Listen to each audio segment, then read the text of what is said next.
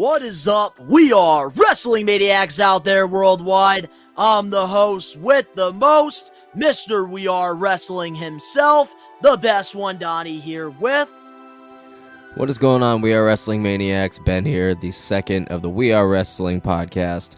It's an exciting fucking night, and we got a whole lot of mischief coming your way. But before we get into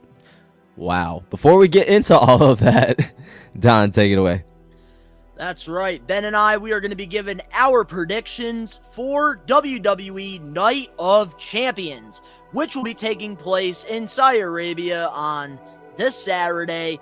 We're going to be having a watch along on the We Are Wrestling YouTube channel. To all the listeners, to all the watchers, if you want to check it out, we will be doing a live watch along. Unfortunately, I won't be there. I know Danny will be taking the reins with Ben, hopefully.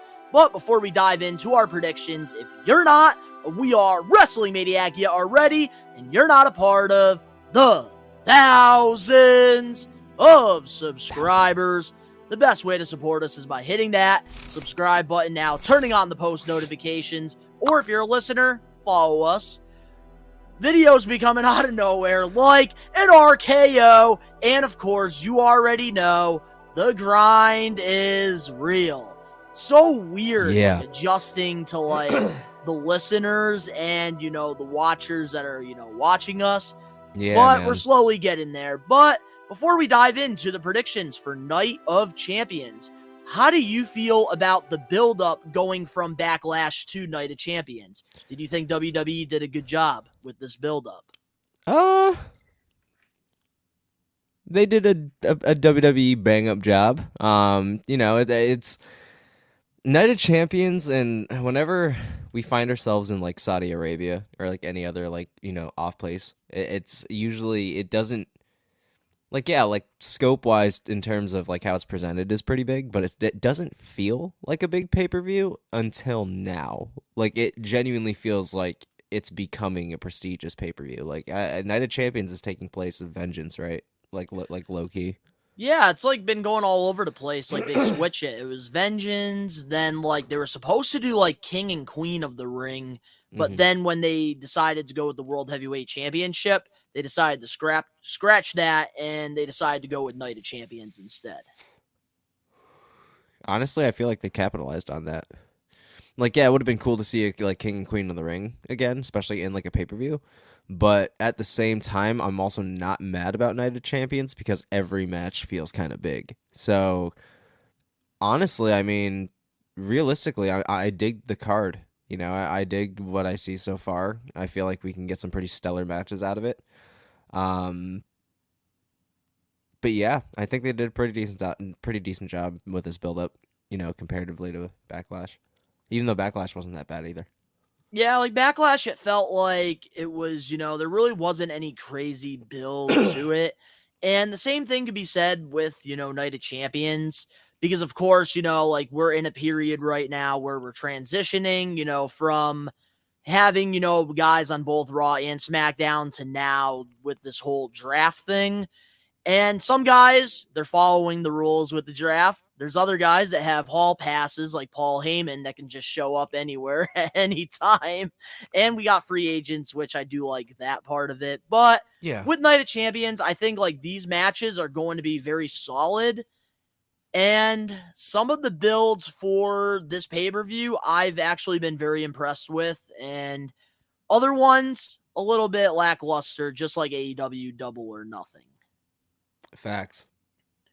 But with that being said, let's dive into the matches and dive in deep and give our predictions.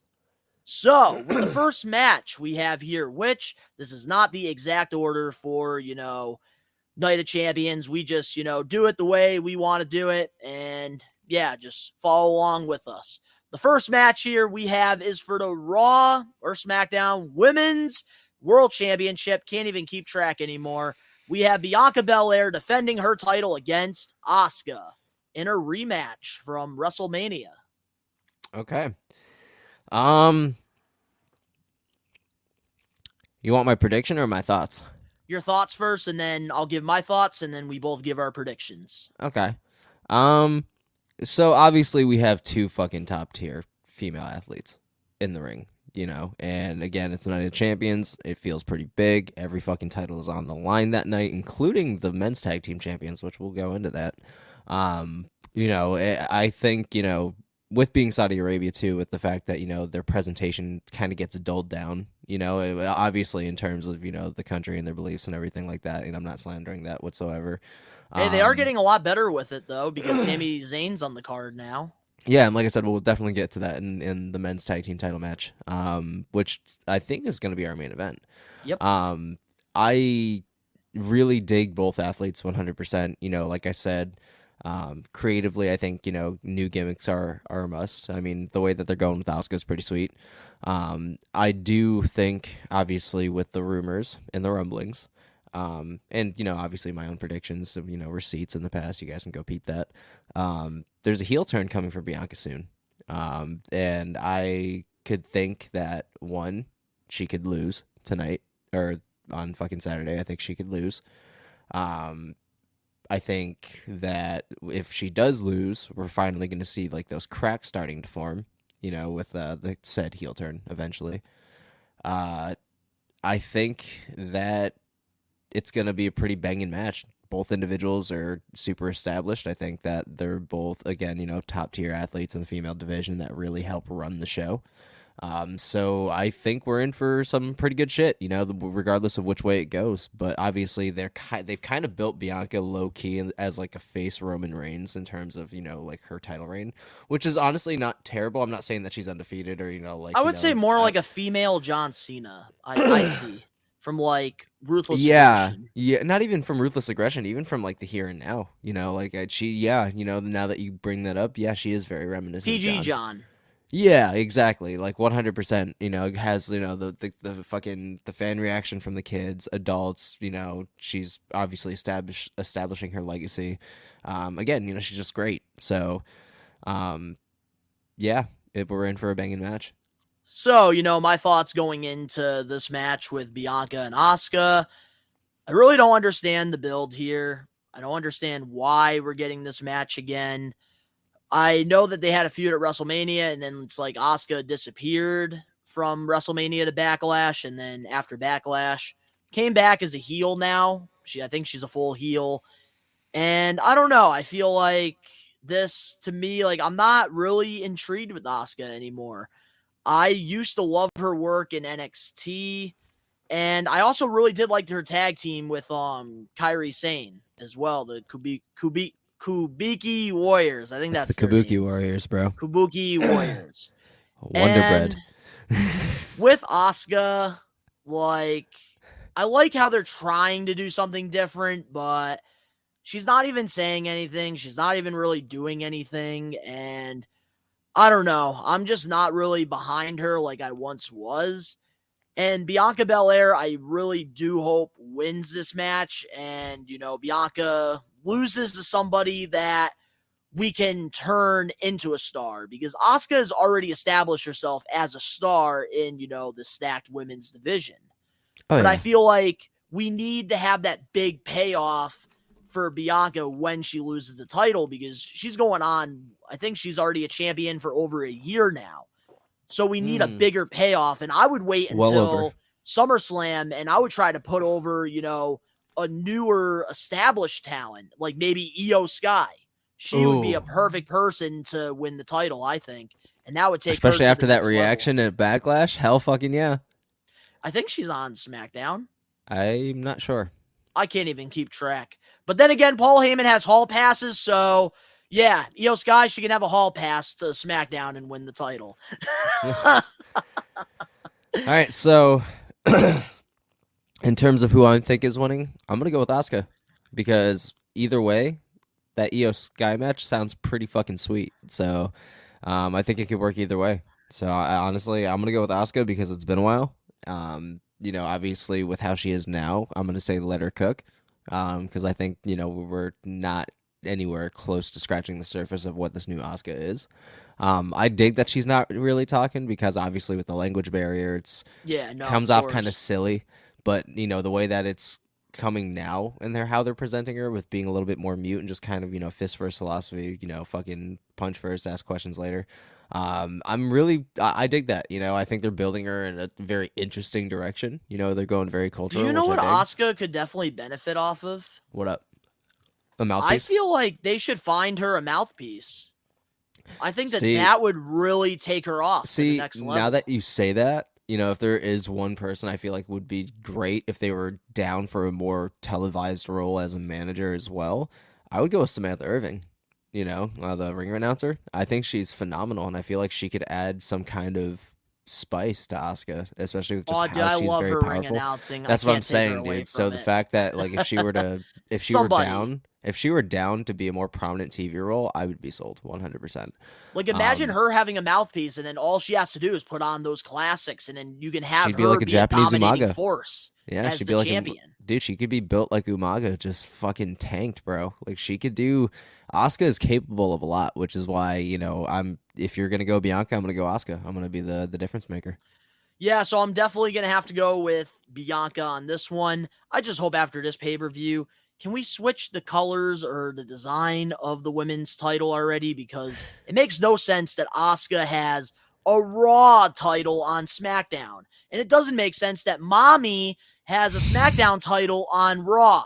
We need to do something about that because my OCD, it's pissing me off, He Ben. said, Pissing me "Mommy." off. Yeah, it's pissing me off too because I'm surprised that there isn't been a title swap. But after what Charlotte Flair did, I'm not surprised that they're not jumping the gun on that. Yeah, me either. That was just But pure unprofessionalism, bro. But moving on now to the next match we have on the card, a match that I'm looking forward to, and I think you're definitely looking forward to this. Which It one? is for the Intercontinental Champion, Yeah. Gunther defending the title against Mustafa Ali. My God. Oh God. Two Goliaths in their own right. And like fucking don't at me, dude. Like like I've already said, yeah, I did quite a few past, recent fucking episodes. Um I love Mustafa Ali. I think that the dude is criminally underrated. I think that his in-ring ability outweighs a lot of the stars that are getting pushed, which is, obvious truth, man. Like, again, just peep his training videos, peep his, like, earlier in-ring shit. The dude is crazy. He can do whatever the fuck he wants in the ring and slay it, That dude, gives a million every time he's on TV, I think Getting that better he on the mic, needs... too. Mm-hmm. I think he needs a better push. He's getting a lot more comfortable on the mic, which I feel like you need to have certain mic skills unless given a mouthpiece or just given a very brute attitude like this individual, which we'll get to in a second. I think that we're in for another stellar match. I feel like this is going to be a card that just keeps giving. With Mustafa Ali, he's going to obviously be a fan favorite, and people are going to want to see that push during the match and, really let him capitalize on his abilities and what he can do. And I think we're going to get that, but now in terms of his opponent, the reigning, defending in-ring general, Gunther The Ring General, Gunther. Yep, Gunther fucking of Imperium, like obviously again, you can go back and rewatch our past episodes. There is nothing but praise for fucking Gunther, man. Like there's nothing but praise. Obviously, we always speak highly on the Imperium leader. We always talk about how much the guy is obviously getting ready and bred for a push, a massive push at that. It's going to happen sooner than fucking later. Quote me, I guarantee he's winning the Rumble this year. 2024. I know he's winning the fucking Rumble, and he's definitely going to go to headline WrestleMania. 100 fucking %. There is no doubt about it. They're just establishing greatness for another prestigious title, which he has made prestigious. And, I would be happy with either outcome. 100%. I would be happy because, again, love Mustafa Ali, needs a solid push. The last underdog we saw like this was Rey Mysterio. So 100%, if they were to push Mustafa Ali, let's get it. However, if they were going to keep Gunther as the champion, which I know for a fact that they're going to leave that for a higher fucking plan, likely SummerSlam, I would be happy if Gunther won as well. I just... It's going to be hard picking, a winner for me, for sure. Especially with how Gunther is starting to bulk now. Like, we've obviously seen his weight loss and his shredding, and the dude looks fucking phenomenal. But if you've noticed lately, he's getting bigger. And he's getting into heavyweight champion fucking shape. So I think that we're in for some Love the amazing emphasis things, dude. on that. Dude, we're in for some fucking amazing shit in the future for Gunther. So, yeah, that's my thoughts, man. What's your whole view on this whole Mustafa versus Gunther for the IC title at Night of Champions? I'm going to ask Triple H. I'm going to ask his right-hand man, Jeremy Borash.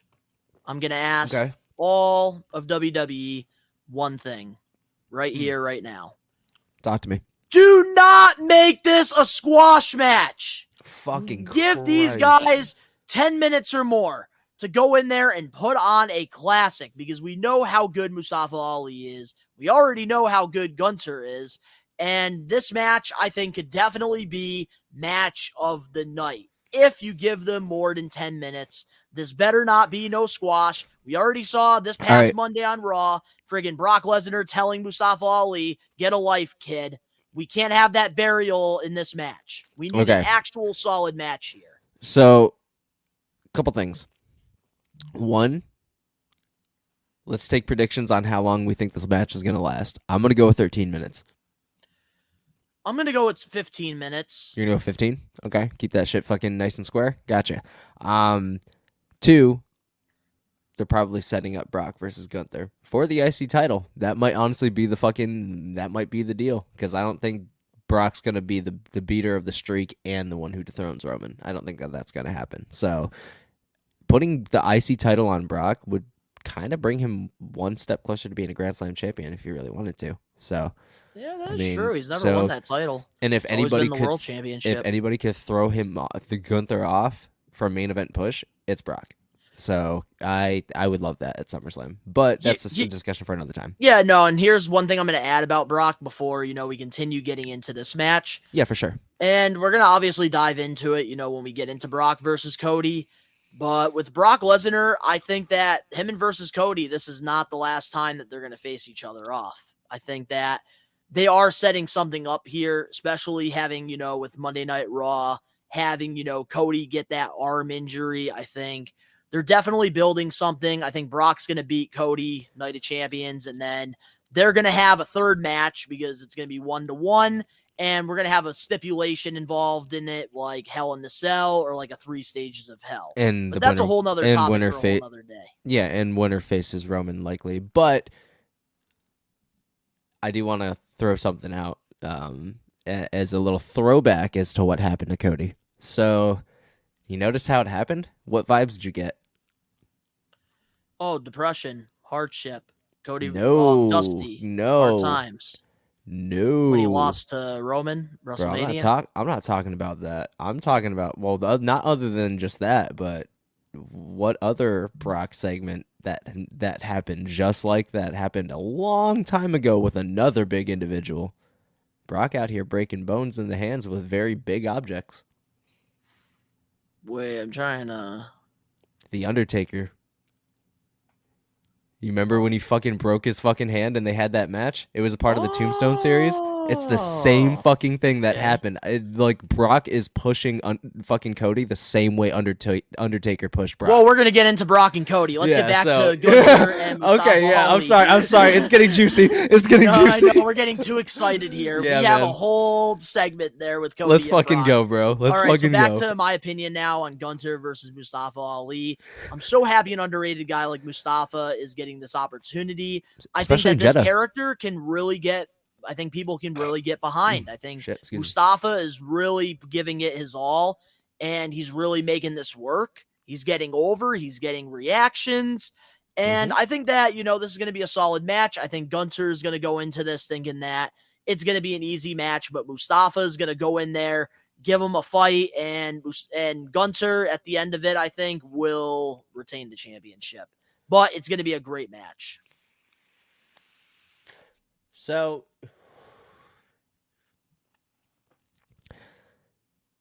I could see it being, an underdog story. I could see that surprising, upset and win. However, I'm still going to go with Gunther. There's way too much planned ahead of time. And with how he's making that title prestigious, I feel like it'd be silly to knock him off at a random pay-per-view in Saudi Arabia. I feel like it should be somewhere else. I don't think they're going to pull the trigger yet, so I'm going to go with Gunther. I think they want Gunther to, have the longest Intercontinental title run. I think they want him to be Honky Tonk Man. I think that's like the long-term goal there. So I do think Gunther's going to win, but this is a great opportunity to showcase Mustafa Ali and, get him more over with the crowd because you're putting him on a premier live event. More eyes are going to be on this than a random episode of Monday Night Raw. So this is actually going to be really good for Mustafa. And I really like how Triple H is doing this with his premier live events. We have less matches, but the matches that he's giving us, he's putting in guys that aren't really seen in, the he's capitalizing on their opportunities, the casuals' eyes. And I like how he's capitalizing on it. I think putting Mustafa in here is a great decision. I think he's booking it the way that, in a pay-per-view like this, he's giving, the lesser guys bigger opportunities to kind of see who he's going to push next. Like, this is kind of like a trial period. Like, how is their reactions? How is their in-ring on a bigger scale? What can they bring to these pay-per-views to put asses in seats and potentially move needles? And this is a great opportunity to give those stars some TV time and really let them shine because we could see stars in the making here. It's like a little call up for an indie star, It's great. So I'm here for it. So hey, we saw it with Io Sky in her match at Backlash. Zelina Vega got more over in her match as well. She's even more popular now since then. I'm saying they need solid pushes in singles competition, so I'm excited for them both. But I like what Triple H is doing. People that he sees a lot of potential in, he gives them a premier live event match, and that is how they're going to start being noticed from the casual fans. So when the kids are going to these shows, because most, WWE crowds are kids with Raw and SmackDown. I've witnessed it. And this is a great way to, give the casuals, more people to root for and more people that, they're going to get to know and get behind. Like Mustafa, I think that this is great. Yeah, man. So I think we're in, agreement that it's going to be Gunther, but a hell of a match. Yeah, all right. All righty. Moving on now to the next match on the card. This is for the SmackDown or Raw Women's Champion. Can't even keep track anymore. We have Mommy Rhea Ripley versus Natalya. Okay. Natalya's out of catering. Yeah, she can stay the fuck off that modeling shit with her sister. However, let's not pretend that she did not put on a hell of a fucking match at Elimination Chamber. She was fucking incredible. Like I said, she was great. That was one of the only times in the recent memory that she's been phenomenal and really helped carry a match. What's up? I have a question. How long ago was Elimination Chamber? That was a while ago. However, that was still, that gave me hope, because again, she's a veteran, she's been around for a long fucking time. So to at least see her get these opportunities, even if it is at random, so to speak, I'm glad, this is something that could really reshape things if they gave her a solid gimmick, however, we all know that it's going to be Rhea. Rhea's going to take it. It's not going to be that super long of a match. I don't see them having a ginormous fucking thing because the buildup has just kind of been lackluster if there has been one, Mid. Yeah, so I'm just gonna say it's not gonna be a squash match, but it's definitely gonna be quicker. They're gonna give Natalya some time to shine, remind everybody that she's still part of the business. But other than that, I think it's a landslide. It's gonna be Rhea. I really hope Natalya's contract's coming up soon because I would love to see her in AEW. I feel like she could be like the face of the AEW women's division because they're lacking, stars over there on their women's division. I think Natalya, somebody that's like already done everything in WWE, I would love to see what she could do, not in sports entertainment, but pro wrestling. And I'm just waiting for that. But I feel like she's, not going anywhere. She's loyal to WWE. She's a day one. I respect that about her. But I do think that this storyline has been very lackluster. All it was, Rhea was backstage with Dominic doing an interview. Natalya comes, threatens her, Ooh, and that's how we get the match. Ooh. Spooky Yeah. fingers. You piece of But shit. yeah, I think that this doesn't go more than 7 Yeah. minutes, and Mommy Yeah. is going to get the victory and make Dami proud. Moving on now to our next match on the card, we have the American Nightmare Cody Rhodes versus Brock Fucking finally. Lesnar. Let's go. Yeah, so obviously we got quite into a juicy conversation, a couple matches back.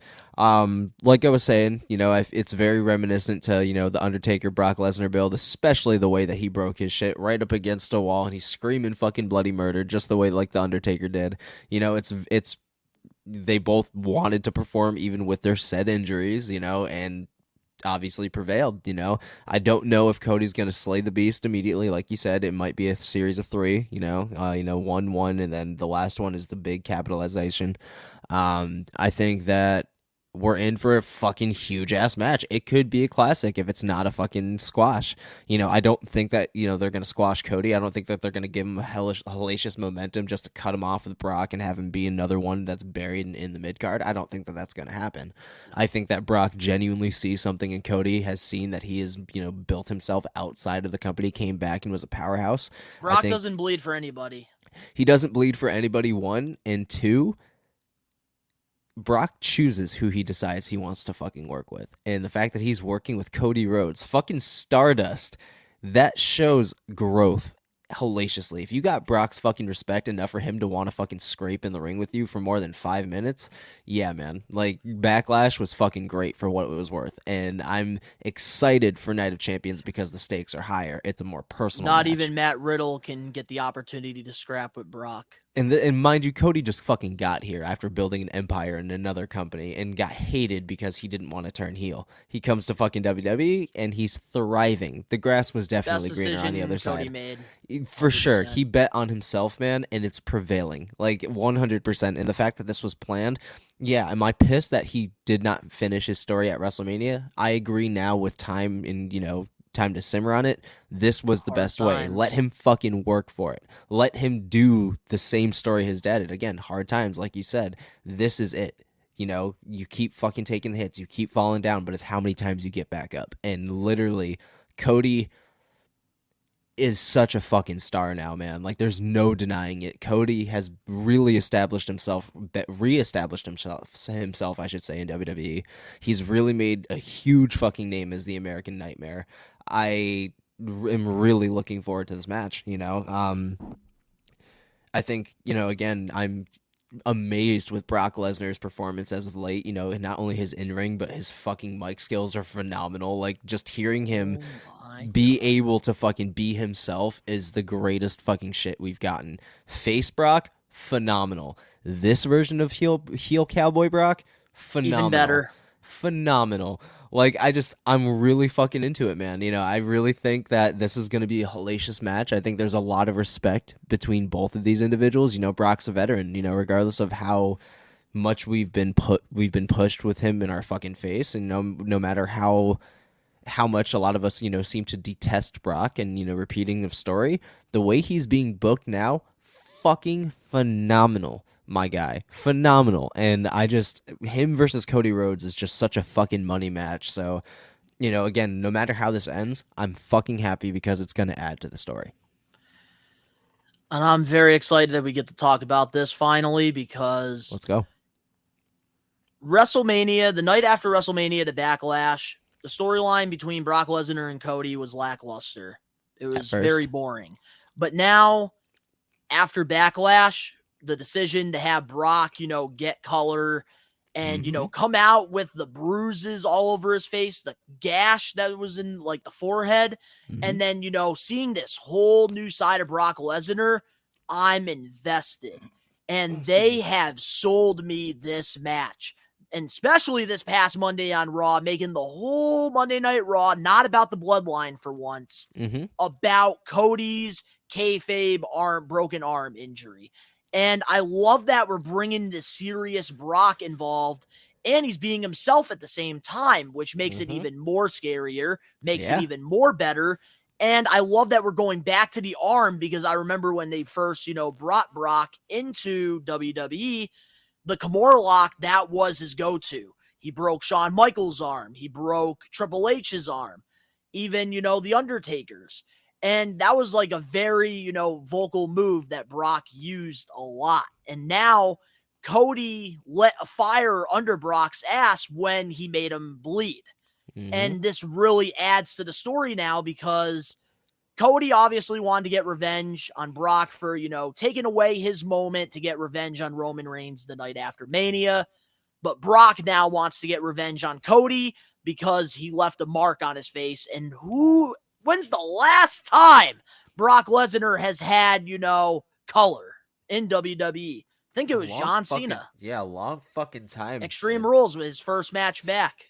Yeah, and that was still very into, the beginning of like the PG era, so to speak. Like we were getting into like those Nexus storylines, we were getting into really silly shit, so this was right before. So yeah, that was a long time ago, man. That was over 11 fucking years ago, about 12 years ago, 2011 or 2012. And something with this feud with Cody and Brock, I really like this because like they are doing the hard time story. And I know Danny, he's not here with us on, this predictions video, but I know he has expressed this multiple times to the both of us, and I'm sure he already has on his streams or, the podcast, which you can check out every Saturday.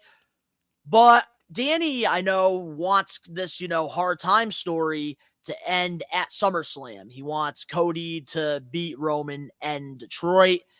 And I think realistically what's going to happen here, they're doing this hard time story with Cody, and I think it's going to go all the way to WrestleMania 40 in Philadelphia, and that's where they're going to have it happen because I actually did some old school research here, and the Dusty Rhodes hard time story, it was 1 year they did the build. And the last time we had one of these type of storylines was, I think it was WrestleMania 28 when John Cena lost to The Rock, and John Cena went through hard times for over a year before, getting himself in a position to go against, The Rock and not only beat The Rock, but also win the WWE Championship.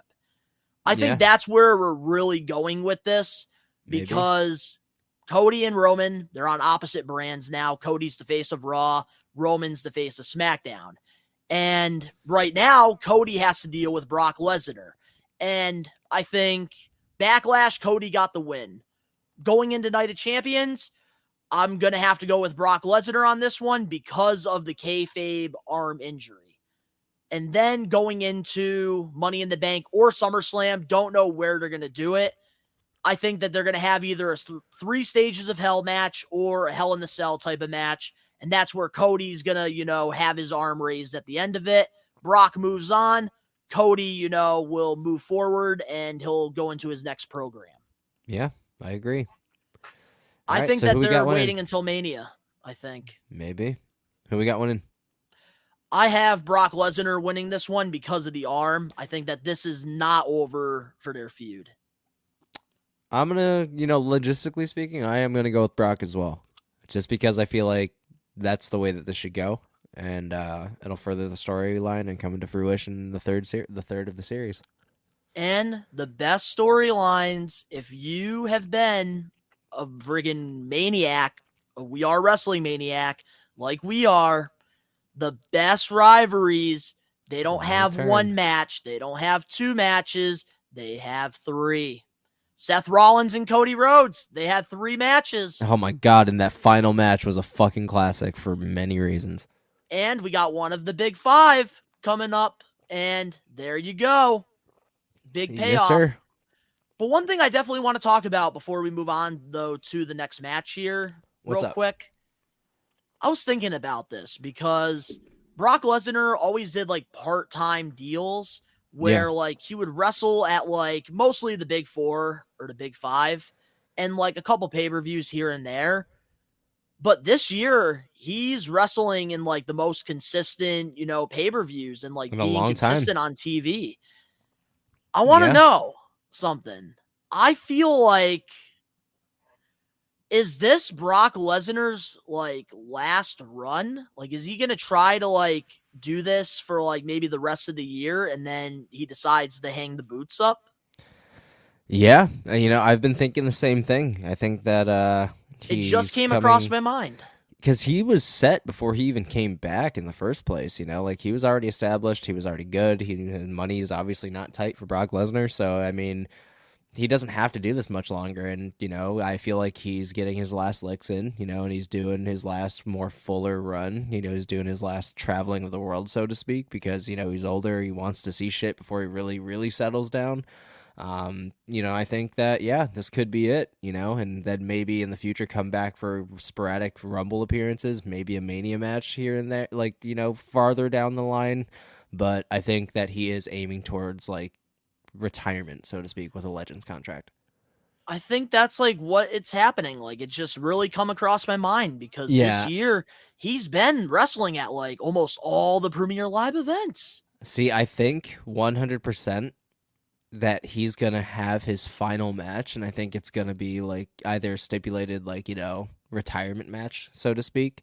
Mm-hmm. Um, Yep, and I think that's going to be the first 100%. time we get to see Brock legitimately break character, and actually be Brock Lesnar, and, be who he is, which is obviously introverted, but obviously just not a fucking beating machine. Like maybe he'll break character, you know, have his cries, so to speak, wave to the crowd, and then end it with one last F5, and then out he goes. Something like, I don't know, man. I'm thinking about it, but that's like definitely something, down the Yeah. line that we're going to have to really start. Come on, man. Don't get me fucking emotional over Brock fucking Lesnar. All right. Well, speaking of emotional, our next match on this card for Night of Champions, we have another women's match, which I really like how they're, showcasing the women on this card.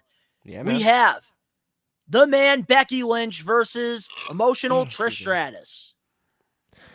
I don't really got much on this match, man. It's cool to see Trish back. It's cool to see her as a heel. I think that that's kind of fucking sweet. I just feel like the build could have been better. I'm not really invested in this one as much as I am the other matches. I will say that, again, great to see Trish, and good to see her as, intact with the company as she is as of recently. It's good. It's always good to see a legend have gas in the tank. Becky Lynch is obviously another legend in the making, if not already. She's a walking fucking icon, man. The last time I saw charisma like this was Shawn Michaels. So I feel like that it's going to be a good match. It's going to be more towards a, kind of a career mover rather. I think this is just going to be another accolade for Becky Lynch, and I think that this is going to put her over even more. Yeah, I think it's just going to be a feel-good match. So ultimately, I don't really have much to say because, again, build was kind of rushed, very lackluster, and I think, again, this is going to be one of three where it's going to culminate at fucking SummerSlam. I think that's gonna be the last one. And I think that's where Trish is gonna have her face turned that are again. coming out. That is the reports that they are going to be having more than one match. Mm-hmm. So I think it's going to be another series of three to build another like big rivalry because the last Red that was a rivalry was Lita. This is the next big Red. So, yeah, I gotta say that it's going to just be a feel good match and it's going to be a good time. Yeah, I gotta say, with this match, I'm going to be honest with you. I'm actually really excited about this one. Okay. I'm really enjoying Trish Stratus as a heel. Brings me back to, being a little kid watching Monday Night Raw when she went on that, little heel run in 2004 when, when Christian turned on like Jericho and then took Trish Stratus from him. Like, it reminds me of like old school Trish, which I really like. And she's showing that she's, more than, one of the top baby faces in, WWE history. No, she was sure. one of the best heels. And I really like how, they're putting Becky Lynch in storylines that aren't for the women's world champion. Because I feel like this is really solidifying Becky Lynch as a legend in the business. If not, a future Hall of Famer. I really think that, Trish Stratus doing some fantastic work here. I love the storyline, how, with Trish, she, attacked Becky and like turned heel because she got jealous of, Lita and her. And then Becky comes back, gets her revenge on Trish, and, we have this match. And honestly, this is, only, I think now Becky's in the stage of her career where, like, this is where, like, the real test is. Like, is Becky Lynch the man? Is she, like, the future Hall of Famer? Like, she's going on to a legendary career, and now we're getting to these legendary once-in-a-lifetime matches. And I like that we're getting this, with Trish. I do too. Like I said, any return that's utilized well and it's more of like not really a long term thing, but a very periodical thing, I think it's great. I think it's a good way to kind of reintroduce some of these younger audiences to Trish Stratus and to a lot of these legends so they can go back and see what they've missed.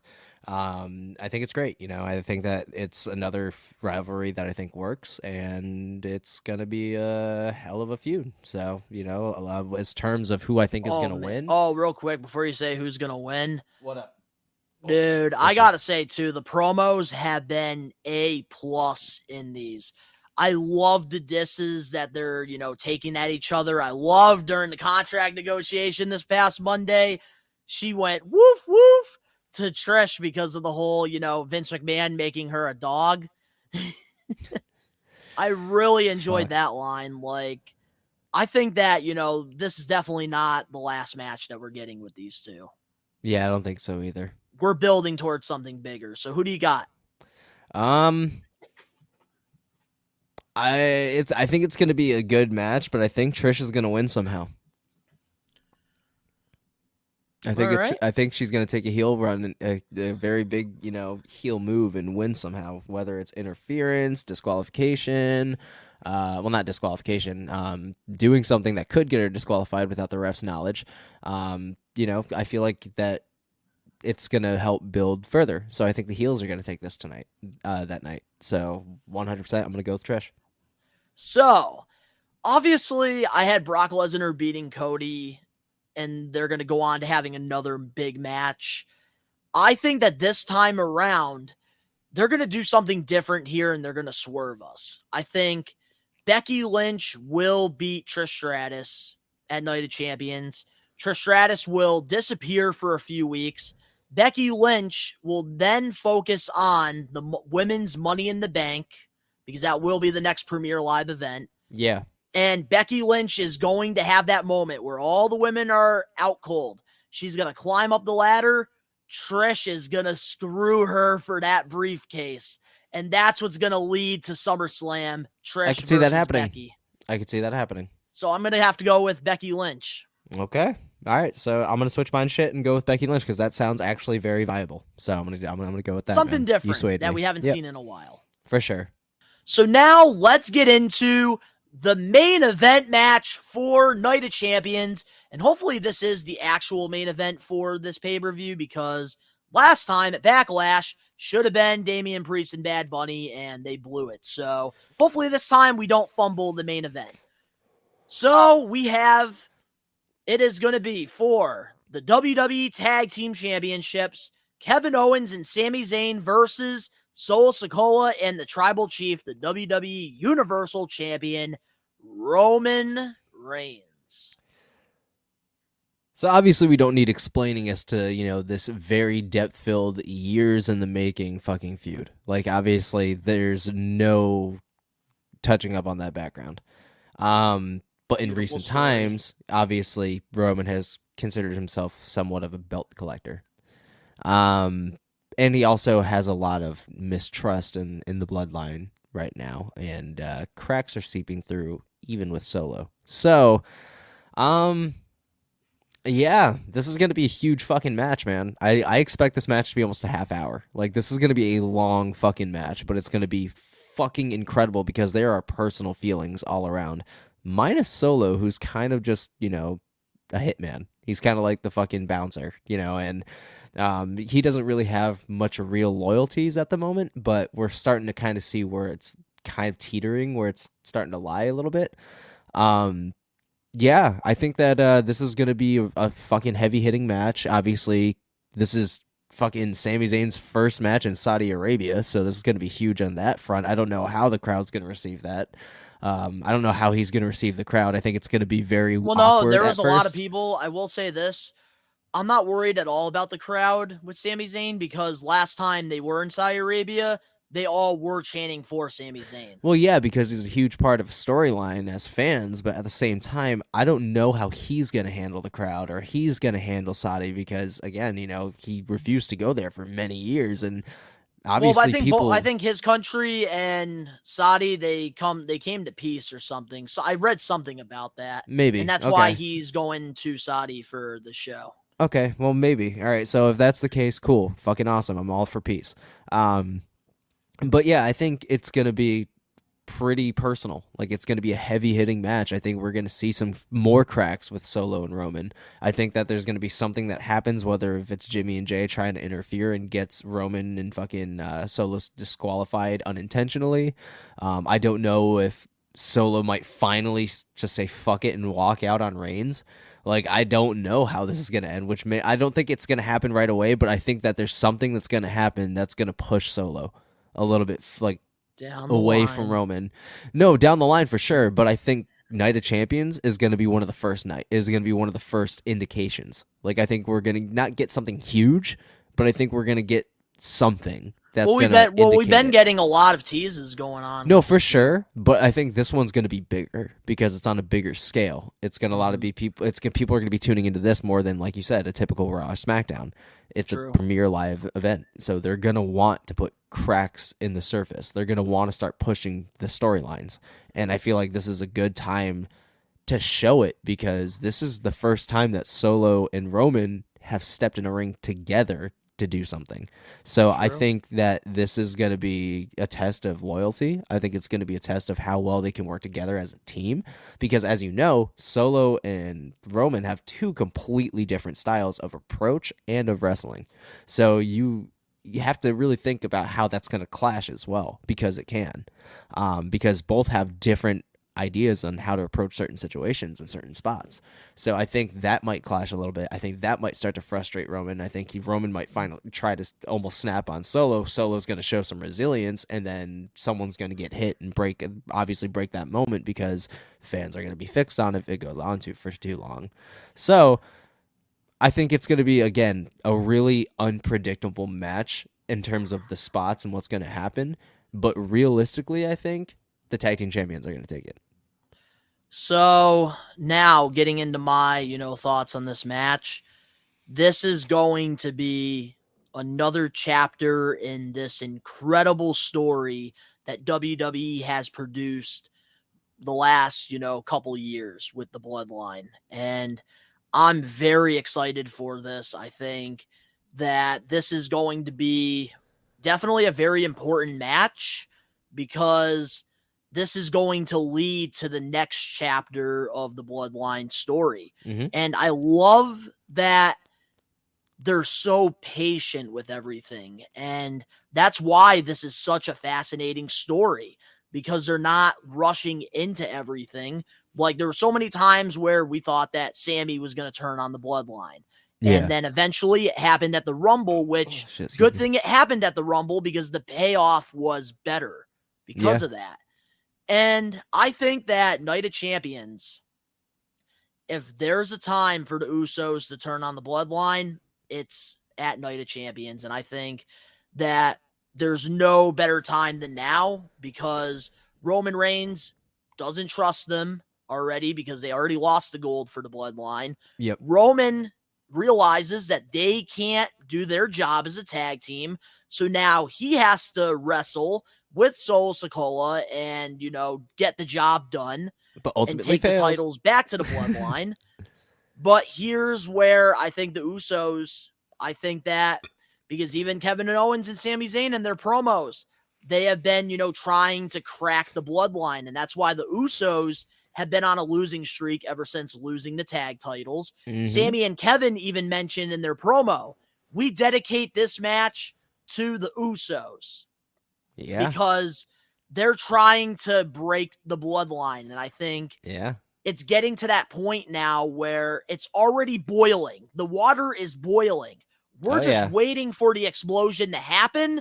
And I think that it needs to happen at Night of Champions. We need to get on to the next chapter of the Bloodline. After Sami and Kevin retain the titles, they go on and, they have, another feud with, other tag teams before eventually Kevin, turns heel on Sammy and we get the NXT thing all over again long term. That's 6 months later, probably. For sure.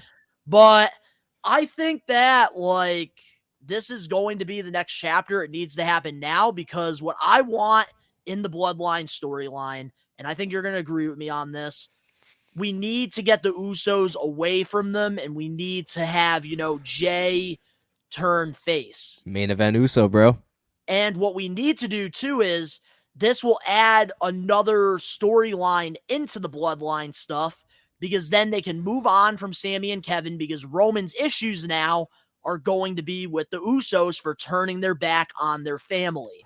And then there you go. You can have Solo Sikoa have a feud with Jimmy or Jay. Whoever you want, maybe both. And I think, okay, I'll let you go. Hot take.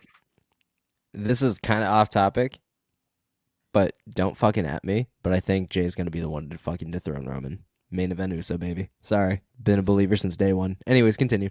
Jay will always be better than Jimmy. Oh, yes. Always. Always. But I think what's going to happen here, I want the Bloodline story. I want the Usos to be away because now I want them to build Roman and Solo Sikoa. Build that up. And I think that, honestly, having them two left in the Bloodline with the Wise Man, there's a lot of storytelling that they could do there. And I think that it's only going to further this entire beautiful story that has been told. I think the Usos, their time is up now. I think they're fed up with the tribal chief. They're going to super kick the fuck out of him when the referee is knocked out. Sammy and Kevin are going to get the victory. And then, Roman Reigns now, him and Solo, they're going to be focused on Jimmy and Jay. Mm-hmm. And there you go. That's going to be your SmackDown feud. And then it's going to be fucking Jay and Jimmy trying to convince Solo that fucking Roman is just pure fucking evil. And then that's going to build Roman versus Solo. So, Eventually, yes. Yeah. All right. And I think Solo and Roman, it's not going to happen right away. There's going to be cracks in this match. Oh, yeah. For sure. They're already teasing it, but they're not going to jump the gun because you need to get the Usos away from the Bloodline first. Oh, for sure. And they're already doing that. Before we have Solo and Roman. And I think that we need to do this because Solo Sikoa, we know there's big things in store for him. And future champion. If you want Solo Sikoa to be the next Roman Reigns, you need to have the Usos away from the Bloodline, and we need to shift our focus now on Solo Sikoa and Roman Reigns. Absolutely. Solo Sikoa has really been the savior here. Mm-hmm. He helped Roman escape Drew McIntyre Clash at the Castle. He helped Roman defeat Cody Rhodes at WrestleMania. Yeah. So now we need to go into, the Bloodline with just Roman, Solo, and the Wise Man. Yeah, I agree. So we're in agreement. Tag champs are going to take it. Yep, I think Sami Zayn and Kevin Owens, they're going to retain the titles, and hopefully on Monday Night Raw, we get new tag team title designs because I'm sick of these Spartan red and blue titles. Let's fucking go. Alrighty, well, to the We Are Wrestling Maniacs that were listening, that were watching, let us know which match you're looking forward to the most. We really hope you guys enjoyed, the predictions. We really like to dive into each match and really analyze it and give our thoughts and opinions on it. But if you guys enjoyed the predictions for Night of Champions, make sure to smash that like button now. If you're not a We Are Wrestling Maniac yet already, if you're watching, subscribe. If you're listening, follow us on Apple Podcasts or Spotify. We're going to be doing a live watch along to Night of Champions on Saturday. I believe it is 1 p.m. Eastern Standard Time. Yep. So we will be live on the We Are Wrestling channel. It will be Danny and Ben. I, unfortunately, won't be there, but I will be with Danny on Sunday for AEW Double or Nothing. I have a gender reveal on Saturday. That's why I won't be there. It's not because I like AEW better than WWE. Wait, who's having a baby? Joey. What? And nobody fucking told me? The link's down in the description below. You can go follow me and Ben on our social medias and other YouTube pages. Part 2 coming soon. Below. In addition, you want shorter clips of the podcast, you can go follow us on TikTok, Instagram, Facebook, and Twitter. All the links down below. And of course, to all the We Are Wrestling Maniacs out there. Holy shit. We are taking over. Peace. We're taking over. Peace.